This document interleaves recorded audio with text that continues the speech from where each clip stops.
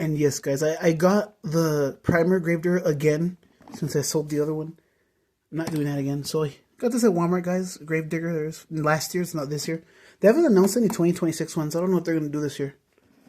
But all I know is that their main lines are terrible this year. There's a side render, the Gravedigger on the side. Monster Jam logo right there.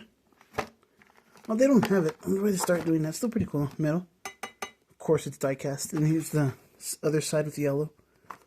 The back, it's Sparkle Smash, Dragon, and I want to get the BKT because the Dragon, I have orange tires, but I want that one for just the repaint. I'll get this one, the BKT one. Collect them all. Series 26. So all you need is Series 27, or I don't even know what series this one. Series 28, to be honest. I don't even know. Let me pause it because I have to cut the rubber bands off. Hold on, guys. Please hold. Alright, guys. Here it is, the primer. I know we've all seen it, but I'll show you again. Yellow rims. Gravedigger on the side.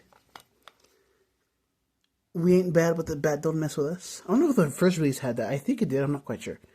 But we're getting this one again in 1/64 scale, which I want to get again. Gravedigger on the side. Matte red paint. Front of the truck. Classic Gravedigger. The retro style roll cage.